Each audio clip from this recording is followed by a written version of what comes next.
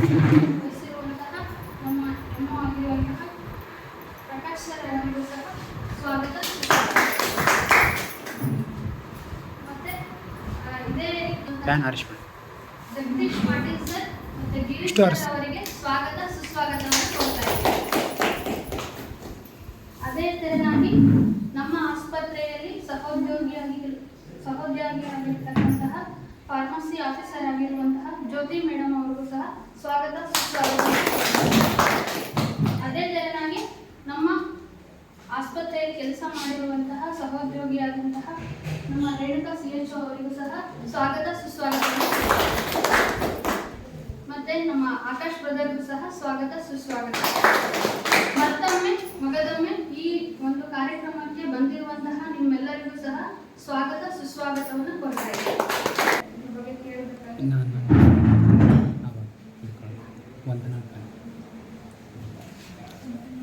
ಎಲ್ಲರಿಗೂ ನಮಸ್ಕಾರ. ಇವತ್ತಿನ ದಿವಸ ನಮ್ಮಲ್ಲಿ NTP ಕಾರ್ಯಕ್ರಮದಲ್ಲಿ ನಿಕ್ಷಯ ಮಿತ್ರ ಅಂತೇಳಿ ಒಂದು ಕಾರ್ಯಕ್ರಮ ಹಮ್ಮಿಕೊಂಡಿದ್ದೀವಿ. ಈ ಕಾರ್ಯಕ್ರಮದ ಮೇನ್ ಉದ್ದೇಶ ಅಂದ್ರೆ TB ಕಾಯಿಲೆ ಬಂದಿರೋರಿಗೆ ಟ್ಯಾಬ್ಲೆಟ್ಸ್ ಜೊತೆಗೆ ನಾವು ಒಂದು ಫುಡ್ ಕಿಟ್ ಅಂತೇಳಿ ಗ್ರಾಮ ಪಂಚಾಯತಿ ವತಿಯಿಂದ ಕೊಡ್ತಾ ಇದ್ದಾರೆ. ಬಟ್ ಅದಕ್ಕೆ ಈಗ ಏನು ಉದ್ದೇಶ ಅಂದರೆ ಈಗ ಫುಡ್ ಕಿಟ್ ಕೊಡೋ ಉದ್ದೇಶ, ಬಟ್ TB ಪೇಷಂಟ್ಗೆ ನಾವು ಬರೀ ಗುಳಿಗೆ ಕೊಟ್ಟರೆ ಆರಾಮಾಗಿಲ್ಲ. ಅವ್ರ ಜೊತೆಗೆ ಅವ್ರಿಗೆ ಊಟ ಚೆನ್ನಾಗಾಗಬೇಕು. ಊಟ ಚೆನ್ನಾಗಾಗಂದ್ರೆ ಅವರಿಗೆ ಟ್ರೀಟ್ಮೆಂಟ್ ಕ್ಯೂರ್ ಆಗುತ್ತೆ, ಅವ್ರಿಗೆ ಪೂರ್ತಿ ಇದಾಗುತ್ತೆ. ಅದೇ ಉದ್ದೇಶಕ್ಕೋಸ್ಕರ ಇಲ್ಲಿ ಫುಡ್ ಕಿಟ್ ನಾವು ಅದು ಎಲ್ಲ ಕಾಳುಗಳೆಲ್ಲ ತಂದಿದ್ದಾರೆ, ಕಾಳು ಎಣ್ಣೆ ಅವರಿಗೆಲ್ಲ ದುಡ್ಡು ಕೊಟ್ಟರೆ ಅವ್ರೇನು ಬೇರೆ ಉದ್ದೇಶದಿಂದ ಇದು ಮಾಡ್ತಾರೆ ಅಂತೇಳಿ ಫುಡ್ ಕಿಟ್ ಅಂತೇಳಿ ಸೆಂಟ್ರಲ್ ಗೌರ್ಮೆಂಟಿಂದ ಈ ಥರ ಪ್ಲ್ಯಾನ್ ಮಾಡಿದೆ. ಹಾಗಾಗಿ ಈ ಫುಡ್ ಕಿಟ್ ಮೇನು ಇದನ್ನೆಲ್ಲ ಕಾಳುಗಳೆಲ್ಲ ಕಾಳು ಎಣ್ಣೆ ತರಕಾರಿ ಇದೆಲ್ಲ ಇದ್ದವರು ಇವನು ಊಟ ಇದ್ರ ಜೊತೆಗೆ ಅವ್ರ ಗುಳಿಗೆ ಜೊತೆಗೆ ಫುಡ್ ಚೆನ್ನಾಗಿ ಊಟ ಮಾಡಿದ್ರೆ ಅವ್ರಿಗೆ TB ಕಾಯಿಲೆ ಮುಂದೆ ಪೂರ್ತಿ ಗುಣಮುಖವಾಗಿ ನಾರ್ಮಲ್ ಮನುಷ್ಯರ ಥರ ಆಗ್ತಾರೆ. ಆಮೇಲೆ TB ಕಾಯಿಲೆ ಬರೋಕ್ಕೆ 2 ವರ್ಷ ಆಗ್ತಿಲ್ಲ. ಇದಕ್ಕೆ ಟ್ರೀಟ್ಮೆಂಟ್ ಇರುತ್ತೆ, 6 ತಿಂಗಳು ಟ್ರೀಟ್ಮೆಂಟ್ ತೊಗೋಬೇಕು. TB ಬಂದರೆ ಏನು ಕಾಯಿಲೆ ಇರ್ತೈತಿ ಅಂದ್ರೆ ಅವರಿಗೆ ಜ್ವರ ಬರುತ್ತೆ. ಆಮೇಲೆ 15 ತನಕ ಕೆಮ್ಮು ಬರುತ್ತೆ. ಕೆಮ್ಮದಲ್ಲಿ ಕಫ ಬರುತ್ತೆ. ಕೆಲವರು ಕಫದಲ್ಲಿ ರಕ್ತ ಬರ್ತೈತಿ. ಆಮೇಲೆ ಸಂಜೆ ವೇಳೆ ಜ್ವರ ಬರೋದು, ಜ್ವರ ಬಿಟ್ಬಿಟ್ಟು ಬರ್ತಾ ಇರ್ತೈತಿ. ಆಮೇಲೆ ವೀಕ್ನೆಸ್, ಸುಸ್ತಾಗೋದು, ತೂಕ ಕಮ್ಮಿ ಆಗೋದು, ಹಸಿವಾಗಿದ್ದಿಲ್ಲ, ಎದೆ ನೋವು, ಈ ಥರ ಭಾಳಷ್ಟು ಕಾಯಿಲೆ ಈ ಥರ ಸಿಂಟಮ್ಸ್ ಇರ್ತಾವೆ. ಆದರೆ ಏನು ಸಿಂಟಮ್ಸ್ ಬಂತಂದ್ರೆ ನಮ್ಮ ಹತ್ರ ಬಂದು ನೋಡ್ಬಿಟ್ಟು ನಾವು ಅದಕ್ಕೆ ಕೆಲವು ಎಕ್ಸ್ರೇ ಕಫ ಪರೀಕ್ಷೆ ಮಾಡ್ತೀವಿ. ಕಫ ಇಲ್ಲ ಅಂದ್ರೆ ಎಕ್ಸ್ರೇ ಟೆಸ್ಟಿಗೆ ಕಳಿಸ್ತೀವಿ ಗಾರ್ಡನ್ಗೆ. ಬಟ್ ಎಲ್ಲ ಇದು ಫ್ರೀ, ಟ್ರೀಟ್ಮೆಂಟ್ ಕೂಡ ಫ್ರೀ. ಆಮೇಲೆ ಅವ್ರಿಗೆ ಚೆಕ್ ಮಾಡೋದು ಫ್ರೀ, ಎಲ್ಲ ಫ್ರೀ ಮಾಡ್ತೀವಿ. ಇವನ್ನ ಎಕ್ಸ್ರೇ ಕೂಡ ತಾಲೂಕು ಆಸ್ಪತ್ರೆ ನಾವು ಒಂದು ಚೀಟಿ ಬರ್ಕೊಡ್ತೀವಿ ಅಂದ್ರೆ ಎಕ್ಸ್ರೇ ಮಾಡ್ಸಕ್ಕೆ, ಅದು ಕೂಡ ನಿಮಗೆ ಫ್ರೀಯಾಗಿ ಮಾಡಿ ಕಳಿಸ್ತಾರೆ. ಅದೇ ಆಮೇಲೆ ಈಗ ಪಂಚಾಯತಿ ವತಿಯಿಂದ ಇವ್ರು ಮೇನ್ ಕೊಡ್ತಾರೆ ನಮಗೆ ನಿಕ್ಷಮಿತ ಅಂತ ದಾನಿಗಳಂತೇಳಿ ಈ ಥರ ಅವ್ರಿಗೆ ನಾನು ಈ ವೇದಿಕೆಯಲ್ಲಿ ಅವರಿಗೆ ಭಾಳ ಧನ್ಯವಾದ ಹೇಳಕ್ಕೆ ಇಷ್ಟಪಡ್ತೀನಿ. ಯಾಕಂದ್ರೆ ಕೆಲವರು ನೀವಾದ್ರೂ ಕೊಡ್ಬೋದು, ಯಾರಾದ್ರೂ ಊರಲ್ಲಿ ಯಾರಾದ್ರೂ ಕೊಡ್ಬೋದು. ವಾಲಂಟಿಯರಾಗಿ ನೀವು TB ಪೇಷಂಟ್ಗೆ 1 ತಿಂಗಳ ಟ್ರೀಟ್ಮೆಂಟ್ 1 ತಿಂಗಳ ಕೊಡ್ಬೋದು. ನೀವು 6 ತಿಂಗಳ ತನಕ ಅವರಿಗೆ ದುಡ್ಡು ಕೊಡಂಗಿಲ್ಲ. ಅವರಿಗೆ ಫುಡ್ ಕಿಟ್ ಅಂತೇಳಿ ಬರ್ತಾ ಇದೆ. ನೀವಾಗೆ ಖರೀದಿ ಮಾಡಿದ್ರೆ ಅದು ನಮ್ಮಲ್ಲಿ ಆನ್ಲೈನಲ್ಲಿ ಎಂಟ್ರಿ ಮಾಡ್ತಾರೆ, ನಿಮ್ಮ ಹೆಸರೆಲ್ಲ ಬರ್ತೀವಿ. ಹಾಗಾಗಿ ಈಗ ಅವರು ಪಂಚಾಯತ್ ವತಿಯಿಂದ ಇವ್ರು ಕೊಡ್ತಾ ಇದ್ದಾರೆ ನಮ್ಮ PDO ನಮಗೆ. ಅವ್ರಿಗೆ ತುಂಬ ನಾನು ಈ ವೇದಿಕೆಯಲ್ಲಿ ಎಲ್ಲರ ಪರವಾಗಿ ಧನ್ಯವಾದ ಹೇಳಕ್ಕೆ ಇಷ್ಟಪಡ್ತೀನಿ. ಹಾಗಾಗಿ ಆಮೇಲೆ ಅದೇ ಇದು ಎಲ್ಲ ಡಿಪಾರ್ಟ್ಮೆಂಟು ಅನ್ವಯ ಆಗುತ್ತೆ. ಸಾರ್ವಜನಿಕರು ಸಹ ಸಹಕಾರ ಬೇಕು TB ಕಾಯಿಲೆ ನಿರ್ಮೂಲನೆ ಮೂಲಕ.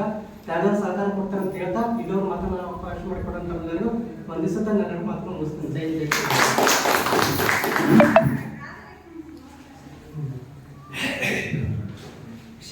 ಕ್ಷಯ ಎಂಬುದನ್ನು ನಿಕ್ಷಯವಾಗಿಸುವ ಒಂದು ಅಕ್ಷಯ ಈ ನಮ್ಮ ನಿಕ್ಷಯ ಮಿತ್ರ ಕಾರ್ಯಕ್ರಮ.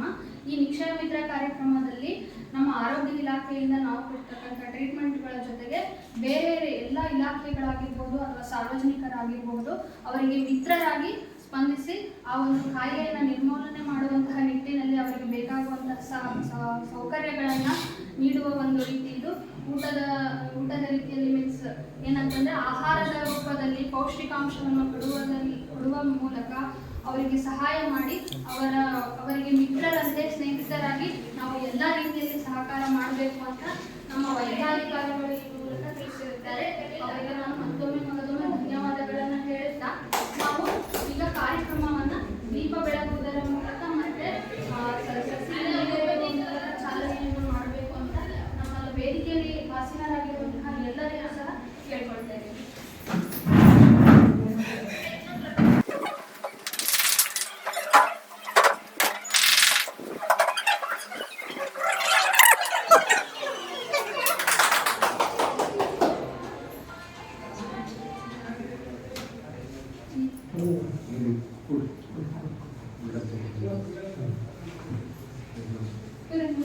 ಯಾಕೆ ಮೇಡಮ್ ಇಂಥ ಹೇಳ್ತೀರಿ ಮೇಡಮ್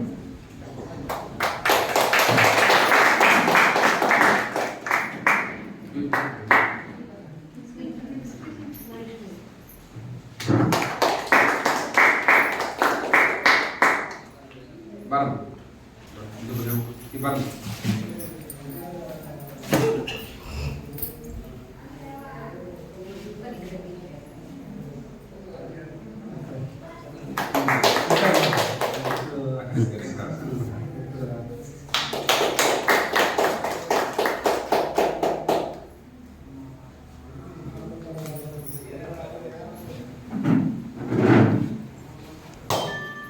ಎಲ್ಲರಿಗೂ ನಮಸ್ಕಾರ. ಎಲ್ಲರೂ ಆರೋಗ್ಯವಾಗಿದ್ದೀರಲ್ಲ? ಸೊ ಒಂದು ಮಾತು ಹೇಳ್ತಾರೆ, ಆರೋಗ್ಯವೇ ಭಾಗ್ಯ ಅಂದ್ರೆ ಏನನ್ನು? ಆರೋಗ್ಯವೇ ಭಾಗ್ಯ ಅಂದ್ರೆ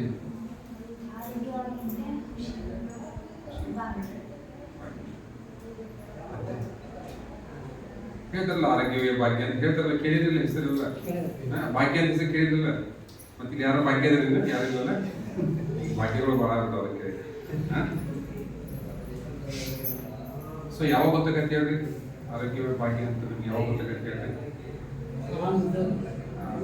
ನಮ್ಗೆ ಆರಾಮಿರಬಾರ್ದು, ಭಾಳ ತ್ರಾಸಾಗಿರ್ಬೇಕು, ದವಾಖಾನೆಗೆ ಹೋಗಿರ್ಬೇಕು, ಡಾಕ್ಟರ್ ಎಲ್ಲ ಚೆಕ್ ಮಾಡಬೇಕು, ರಿಪೋರ್ಟ್ ಎಲ್ಲ ಬರಬೇಕು, ಇನ್ನು ಭಾಳ ದಿವಸ ಬದುಕಲ್ಲ ಅಂತ ಹೇಳಿದಾಗ ಏನಾಗತ್ತೆ ಹೇಳ್ರಿ? ಅವಾಗ ಏನಾಗತ್ತೆ?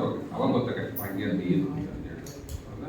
ಅದಕ್ಕೆ ಯಾವಾಗಲೂ ಆರೋಗ್ಯವೇ ಭಾಗ್ಯ ಅಂತಂದ್ರೆ ನಾವು ಆರೋಗ್ಯವಾಗಿರ್ಬೇಕು, ಚೆನ್ನಾಗಿರ್ಬೇಕು ಅಂದ್ರೆ ಏನು ಮಾಡ್ಬೇಕು ಅಂತಂದ್ರೆ ನಾವು ಎರಡು ರೀತಿ ಮಾಡ್ಬೇಕು. ಒಂದೇನೇನಪ್ಪ ಅಂತಂದ್ರೆ ನಾವೇನು ದಿನನಿತ್ಯ ಆಹಾರವನ್ನು ಸೇವಿಸ್ತೇವಲ್ಲ, ಆ ದಿನನಿತ್ಯದ ಆಹಾರದಲ್ಲಿ ಪೌಷ್ಟಿಕ ಅಂಶಗಳಿರುವಂತಹ ವಸ್ತುಗಳನ್ನು ಉಪಯೋಗಿಸ್ಬೇಕು, ಆಹಾರವನ್ನು ಉಪಯೋಗಿಸ್ಬೇಕು. ನಾವೆಲ್ಲ ಏನು ಮಾಡ್ತೇವೆ ಹೇಳ್ರಿ? ಈಗ ಎಲ್ಲರಿಗೂ ಇಷ್ಟವಾಗಿದ್ದು ಏನಪ್ಪ ಅಂತಂದ್ರೆ ರೈಸ್. ಹೌದಲ್ರಿ? ರೈಸ್ ಎಲ್ಲರಿಗೂ ಇಷ್ಟ. ಯಾಕೆ ಇಷ್ಟ ಅಂತಂದ್ರೆ ಮಾಡೋಕ್ಕೂ ಈಸಿ, ತಿನ್ನೋಕ್ಕೂ ಈಸಿ. ಹೌದಲ್ರಿ? ಯಾರ ಗೆಸ್ಟ್ ಬಂದು ಟೆನ್ಷನ್ ಮಾಡ್ಕೊಳಂಗಿಲ್ಲ. ನಾವು ಅದಕ್ಕೂ 5 ನಿಮಿಷ 3 ಸೀಟಿ ಹೊಡಿಸ್ಬಿಟ್ರೆ ರೈಸ್ ಇದೆ. ಹೌದಾ? ಯಾವ್ದಾದ್ರು ಚಿತ್ರಾನ್ನ ಇದೆ, ಪಲಾವ್ ಪುಳಿಯೋಗರೆ ಇದೆ, ಮೊಸರನ್ನ ಇದೆ. ಸೊ ಹಿಂಗಾಗಿ ಎಲ್ಲರಿಗೂ ಏನಪ್ಪ ಅಂದ್ರೆ ರೈಸ್ನಾಗ ಕಾರ್ಬೋಹೈಡ್ರೇಟ್ಸ್ ಬಿಟ್ರೆ ಮತ್ತೆ ಬೇರೆ ಏನಿಲ್ಲ. ಉಂಡಾಗ ಸಮಾಧಾನ ಆಕೈತಿ, ಖುಷಿ ಆಕೈತಿ. ಆಮೇಲೆ ಒಂದು ತಾಸಿಗೆ ಏನು ಇರಲ್ಲ. ಸೊ ದೇಹಕ್ಕೆ ಏನು ಉಪಯೋಗ ಆಗಲ್ಲ. ಅದಕ್ಕೆ ನಾವು ನಮ್ಮ ದಿನನಿತ್ಯದ ಆಹಾರದಲ್ಲಿ ಏನು ಮಾಡಬೇಕು ಅಂದ್ರೆ ಪೌಷ್ಟಿಕ ಅಂಶ ಇರುವಂತಹ ವಸ್ತುಗಳನ್ನು ಉಪಯೋಗಿಸ್ಬೇಕು, ಪದಾರ್ಥಗಳನ್ನು ಉಪಯೋಗಿಸ್ಬೇಕು. ಯಾವವು 4 ಥರ. ಒಂದೇನೇನಪ್ಪ ಅಂತಂದ್ರೆ ಕಾಯಿಪಲ್ಯಗಳನ್ನು ಸಾಕಷ್ಟು ಪ್ರಮಾಣದಲ್ಲಿ ಬಳಸ್ಬೇಕು. ಯಾರು ಕಾಯಿಪಲ್ಯ ಬಳಸ್ತಾರೆ? ನಾವು ಯಾರು ಬಳಸ್ತಾರೆ? ಭಾಳ ಹುಡುಗಾಟ ಅಷ್ಟೇ. ಹೌದಲ್ರಿ? ಹುಡುಗಾಟ ಮತ್ತೆ ಬೇರೆ ಏನಿರಲ್ಲ. ಸೊ ಆದಷ್ಟು ಫೈಬರ್ ಇರುವಂಥ ಅಂಶಗಳನ್ನು ಉಪಯೋಗಿಸ್ಬೇಕು. ಯಾವ ಚೌಳಿಕಾಯಿ, ಬೀನ್ಸ್. ಸೊ ಇದ್ರಾಗ ಫೈಬರ್ ಅಂಶ ಜಾಸ್ತಿ ಇರ್ತೈತಿ. ಅದು ನಮ್ಮ ದೇಹದ ಆರೋಗ್ಯಕ್ಕೆ ಉಪಯೋಗ. ಹೌದಾ? ಎರಡನೇದು ಕ್ಯಾರೆಟನ್ನು ಬಳಸ್ಬೇಕು. ಸೊ ಕ್ಯಾರೆಟನ್ನು ಯಾಕೆ ಬಳಸಬೇಕು? ಸೊ ಆ ಗಜ್ಜೆ ಒಳಗೆ ಏನಿರ್ತದೆ ಹೇಳ್ರಿ? ವಿಟಮಿನ್ ಎ ಇರ್ತದೆ. ಆ ವಿಟಮಿನ್ ಏನು ಮಾಡ್ತದಪ್ಪ ಅಂದ್ರೆ ನಮ್ಮ ಕಣ್ಣನ್ನು ಚೆನ್ನಾಗಿರ್ತದೆ. ಅದ ಕಣ್ಣುಗಳು ದೃಷ್ಟಿ ಮಂದಾಗದೇ ಇರುವಂಥದ್ದು, ಪರೆ ಬರುವಂಥದ್ದನ್ನ ತಡೆಗಟ್ಟಕ್ಕೆ ಏನು ಬೇಕು? ಕ್ಯಾರೆಟ್ ಬೇಕು. ಹೌದಾ? ನಾವು ನನ್ನ ಕರೆಸಿ ವಿಷಯಗಳನ್ನು ಹೇಳಲಿಕ್ಕೆ ಅವಕಾಶ ಮಾಡಿಕೊಟ್ಟಂತ ತಮಗೆಲ್ಲರಿಗೂ ನಾನು ಧನ್ಯವಾದಗಳನ್ನು ಸ್ವೀಕರಿಸುತ್ತೇನೆ. ಆರೋಗ್ಯವೇ ಮಾತುಬಲ್ಲವನಿಗೆ ಜಗಳವಿಲ್ಲ, ಊಟ ಬಲ್ಲವನಿಗೆ ರೋಗವಿಲ್ಲ ಅನ್ನೋ ಮಾತಿನ ಹಾಗೆ ನಾವು ದಿನನಿತ್ಯ ಉಪಯೋಗಿಸುವಂತಹ ಆಹಾರದಲ್ಲಿಯೇ ಎಲ್ಲ ರೀತಿಯ ಔಷಧಗಳಿವೆ. ಅವು ನಮ್ಮ ದೇಹಕ್ಕೆ ಅತ್ಯಗತ್ಯವಾಗಿವೆ ಮತ್ತು ತುಂಬಾ ರುಚಿಕರವಾದಂತಹ ಆಹಾರದ ರೂಪದಲ್ಲಿ ನಮಗೆ ಔಷಧಿಯಾಗಿ ನಮ್ಮ ದೇಹಕ್ಕೆ ಅವುಗಳು ಸಹಾಯ ಮಾಡುತ್ತವೆ. ಅವುಗಳನ್ನೆಲ್ಲ ನೀವು ದಿನನಿತ್ಯದ ಆಹಾರದಲ್ಲಿ ಬಳಸಿ ನಿಮ್ಮ ಆರೋಗ್ಯವನ್ನು ಸರಿಯಾಗಿ ಇಟ್ಕೊಳ್ಬೇಕು. ಮತ್ತೆ ನಿಕ್ಷಯ ಮಿತ್ರ ಯೋಜನೆ ಅಡಿಯಲ್ಲಿ ನಮ್ಮ ಇಲಾಖೆ ವತಿಯಿಂದ ಇರ್ತಕ್ಕಂತಹ ಎಲ್ಲ ಪ್ರಯೋಜನಗಳನ್ನು ನಿಮಗೆ ಸವಿವರವಾಗಿ ನಮ್ಮ ಜಗದೀಶ್ ಪಾಟೀಲ್ ಸರ್ ಅವರು ಹೇಳಿರುತ್ತಾರೆ. ಆ ವಿಷಯಗಳನ್ನೆಲ್ಲ ನಿಮ್ಮ ಮನಸ್ಸಿನಲ್ಲಿ ಹಾಕೊಂಡು ಅವ್ರು ಹೇಳಿರೋ ರೀತಿ ಅದನ್ನ ಉಪಯೋಗ ಮಾಡಿಕೊಳ್ಳ್ರಿ ಅಂತ ಹೇಳ್ತಾ ಆ ವಿಷಯಗಳನ್ನ ಹೇಳಿದಂತಹ ಪಾಟೀಲ್ ಸರ್ಗೆ ಧನ್ಯವಾದಗಳನ್ನು. ಪ್ರಮುಖ ಹೆಜ್ಜೆ ಏನಪ್ಪಾ ಅಂತಂದ್ರೆ ನಮ್ಮ ನಿಕ್ಷಯ ಮಿತ್ರ ಯೋಜನೆ ಅಡಿಯಲ್ಲಿ ಫಲಾನುಭವಿಗಳಿಗೆ ಆ ಒಂದು ಫಲಗಳನ್ನ ನಾವು ಅವರುಗಳಿಗೆ ನೀಡ್ತಕ್ಕಂಥದ್ದು. ವಿತರಣೆಯನ್ನ ನಮ್ಮ ಗ್ರಾಮ ಪಂಚಾಯಿತಿ ವತಿಯಿಂದ ನಮ್ಮ PDO ಮೇಡಮ್ ಅವರು ಮತ್ತೆ ನಮ್ಮ ಇಲಾಖೆಯ ಎಲ್ಲ ಗಣ್ಯಾತಿಗಳು ಮತ್ತೆ ಸಾರ್ವಜನಿಕರು ಸಹ ಇದಕ್ಕೆ ಸಹಕರಿಸಬೇಕಾಗಿದೆ.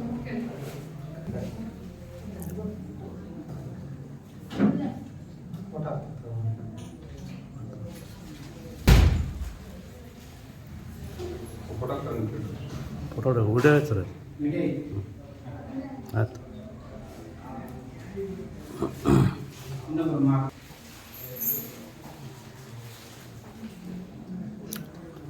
ಬರೀ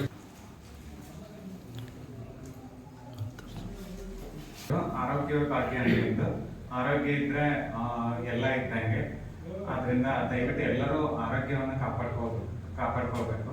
ಪ್ರತಿದಿನ ಯಾರು ಯಾವುದೇ ರೀತಿಯಾಗಿರ್ತಕ್ಕಂತಹ ಆಹಾರವನ್ನ ಪ್ರತಿಯೊಂದು ವಿಟಮಿನ್ಸ್ ಇರ್ತಕ್ಕಂತಹ ಆಹಾರವನ್ನ ಎಲ್ಲರೂ ತಮ್ಮ ದೇಹಕ್ಕೆ ತಗೋಬೇಕು. ಹಾಗೆ ಈ ಒಂದು ಸರ್ಕಾರಿ ಆಸ್ಪತ್ರೆಯಿಂದ ಸಿಗ್ತಕ್ಕಂತಹ ಯಾವುದೇ ಸೌಲಭ್ಯಗಳನ್ನು ಕೂಡ ಪಡ್ಕೊಳ್ಬೇಕು ಅಂತಂದು ನಾನು ತಮ್ಮೆಲ್ಲರೂ ಕೇಳ್ಕೊಂಡು ಹಾಗಾಗಿ ವಂದನಾರ್ಪಣೆ ಕಾರ್ಯಕ್ರಮವನ್ನು ಆಕಾಶ್ ನಡೆಸಿಕೊಡ್ತಾರೆ. ಎಲ್ಲರಿಗೂ ನಮಸ್ಕಾರ. ಈ ಒಂದು ಕ್ಷಯರೋಗ ಅನ್ನೋದನ್ನು ನಮ್ಮ ಭಾರತ ದೇಶದಲ್ಲಿ ಹಲವಾರು ವರ್ಷಗಳ ಇತಿಹಾಸ ಕಾಲದಿಂದ ಈ ಕಾಯಿಲೆ ಬೇರೂರು ಬಿಟ್ಟಿದೆ.